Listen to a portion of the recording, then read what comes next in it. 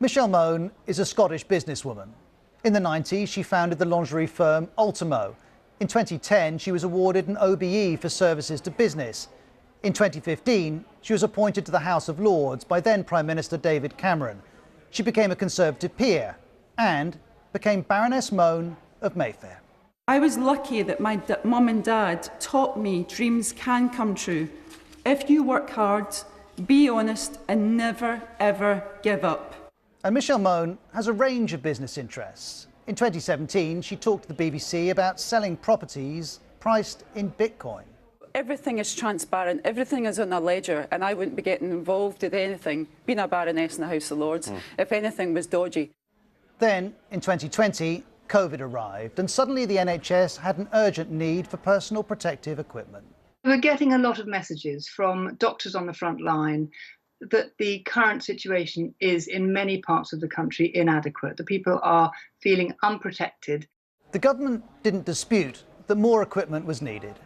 We acknowledge the challenges, of course we do. We face them every day. And we are doing everything in our power to get that PPE to the front line. And there were lots of offers of help. To process these, a high priority lane was created for referrals from MPs, Lords and a range of senior officials.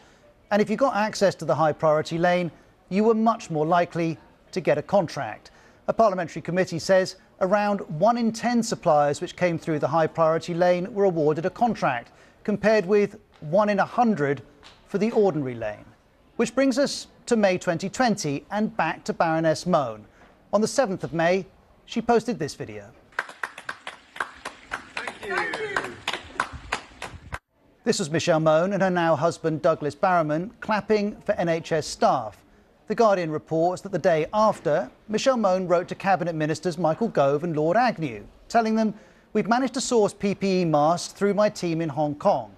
Recently, Michael Gove said he remembers receiving that email and added, at the time, whenever anyone approached us saying that they could help source PPE, they were always referred to an appropriate channel. They had to go through a procurement process. 4 days after the email to Michael Gove and Lord Agnew, a company called PPE Medpro was set up. Government records show Baroness Mone identifying PPE Medpro and Lord Agnew directing it to the high priority lane. Within weeks, it had won 2 contracts worth over £200 million. And by the end of 2020, questions were emerging. BBC News understands that millions of medical gowns bought for the NHS in June for £122 million have never been used. The gowns were ordered from a supplier which had set up just a month earlier. The supplier in question was PPE Medpro. The company responded saying it had supplied equipment fully in accordance with the agreed contract. The BBC also contacted Michelle Mone. Her lawyers told us Baroness Mone had no role or function in PPE Medpro, nor in the process by which contracts were awarded to PPE Medpro. According to the government, Michelle Mone did have connections to the company.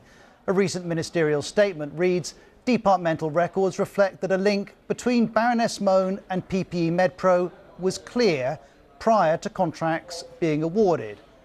Next we move into 2021 and government officials and social media users continue to hear from Michelle Mone.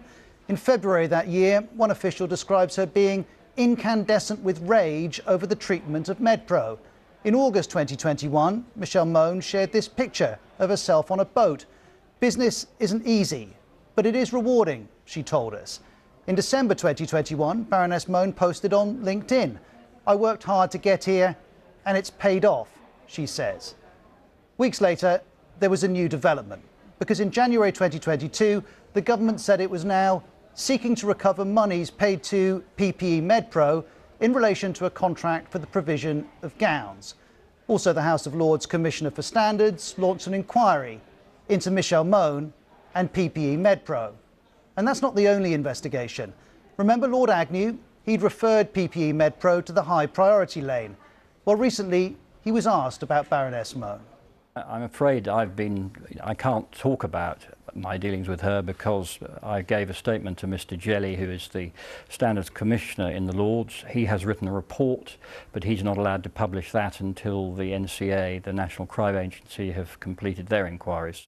The NCA being a body that leads the UK's fight to cut serious and organised crime. In this case, details of its inquiries have not been made public.